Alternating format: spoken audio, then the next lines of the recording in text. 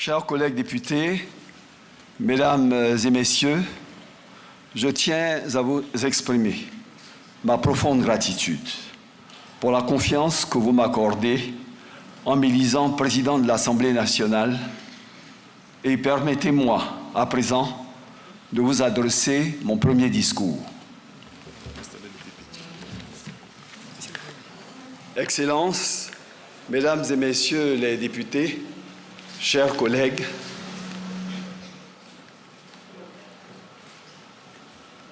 hier, en fin de soirée, il m'a été indiqué que, à la suite de l'ouverture des candidatures et à la clôture de celle-ci, j'avais un adversaire. Et bien sûr, je n'avais pas encore le nom ni l'appartenance politique de cet adversaire. Mais vous savez, dans ces moments-là, on est en pleine émotion, on se pose mille questions. Et vous devez certainement voir dans ma voix que j'ai un petit rhume qui, je l'espère, n'impactera pas mon discours. C'est parce que j'ai eu un rhume subite et toute la nuit, j'ai éternué. J'ai éternué. Et dans ces moments-là, tout ce qui est enfoui dans votre subconscient survient. Ces moments de grandes émotions où des événements importants arrivent dans votre vie, où on se trouve pour la première fois de sa vie à un tel perchoir. Et je me souvenais que mon grand-père avait un problème particulier avec les éternuements. Quand il se levait le matin, si par hasard quelqu'un éternuait à sa gauche, quel que soit ce qu'il avait décidé de faire, il ne quittait pas la maison. Donc, et lui-même, quand il éternuait, il ne fallait pas qu'il éternue à sa gauche. Donc, dès que je me suis levé le matin, je surveillais mon entourage immédiat. Pour que si jamais je vois quelqu'un qui a envie d'éternuer, je me place tout de suite de s'asseoir. S'asseoir. Excellences, mesdames et messieurs, chers collègues députés, c'est avec humilité, émotion, et une conscience aiguë de la responsabilité qui m'incombe, que je prends la parole à cet instant solennel, pour la première fois en ma qualité de président de l'Assemblée nationale de Côte d'Ivoire pour la législature 2026-2030. Avant toute autre considération, il me tient à cœur d'exprimer ma profonde reconnaissance et mon infinie gratitude à son Excellence M. Alassane Ouattara, président de la République de Côte d'Ivoire.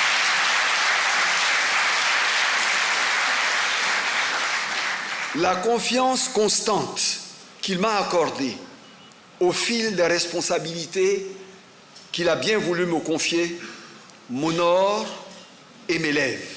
Oui, elle m'engage, elle m'oblige, elle m'impose plus que jamais le devoir de servir avec loyauté, la rigueur et le sens de l'État les plus élevés qu'ils soient à ce poste. Le leadership du chef de l'État, sa vision et son engagement sans relâche pour bâtir une grande Côte d'Ivoire stable, solidaire et ambitieuse sont une source inépuisable d'inspiration pour nous tous. Ils seront demain les guides de nos actions comme ils furent hier ceux de nos succès à ses côtés. Je voudrais également adresser mes sincères remerciements au doyen d'âge, M. Mamadou Diawara, ainsi qu'au secrétaire du bureau d'âge pour la conduite rigoureuse, transparente et responsable du processus électoral qui a conduit à mon élection. Chers collègues députés, félicitations à toutes et à tous pour votre brillante élection lors des législatives du 27 décembre 2025. Félicitations, oui, on peut applaudir. Ce scrutin, marqué par un réel engouement populaire, traduit la confiance que le peuple ivoirien place dans ses représentants que nous sommes et dans la vitalité de notre démocratie. Je tiens à vous remercier tout particulièrement et très sincèrement pour la confiance que vous venez de m'accorder en me portant à la présidence de notre Assemblée à l'issue de ce scrutin particulièrement serré.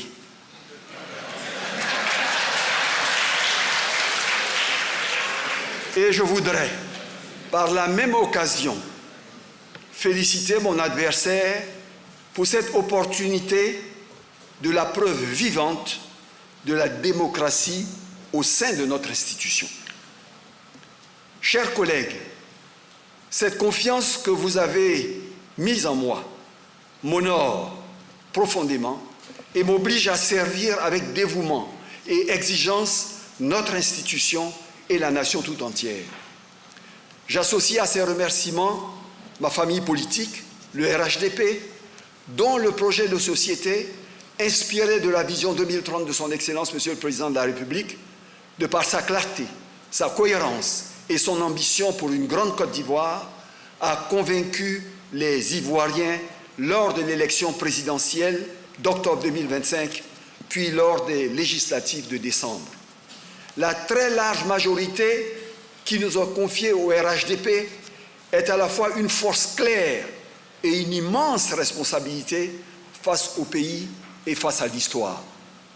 Aux députés de l'opposition et aux non-inscrits, je leur dis ici, avec gravité et sincérité, que c'est dans un esprit permanent de dialogue, de respect mutuel et de responsabilité partagée que nous ferons vivre et gagner ensemble cette législature. Je salue enfin, avec toute la chaleur de mon amitié, mon prédécesseur, mon frère, le président Adama Bictogo.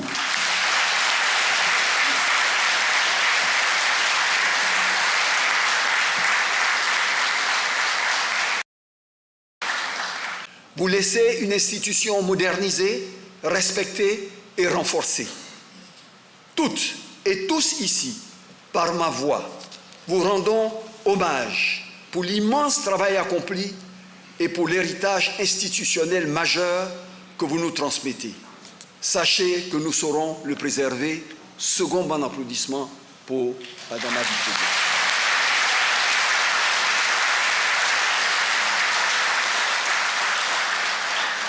Je voudrais enfin avoir une pensée particulière pour ma famille et plus spécialement pour mon épouse, Madame Florence Hachi, dont les sacrifices constants et le soutien indéfectible m'accompagnent à chaque étape de mon engagement au service de l'État et de la nation.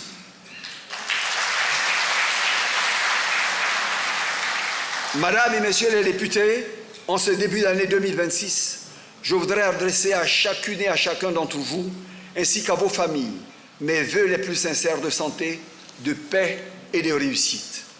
L'Assemblée nationale occupe une place éminente dans l'architecture institutionnelle de notre République, aux côtés du Sénat, avec lequel elle forme le socle du pouvoir législatif et nous impose une responsabilité.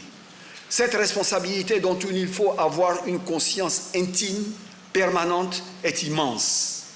Elle est immense face au peuple ivoirien, elle est immense face à l'histoire, elle est immense face à notre devoir collectif.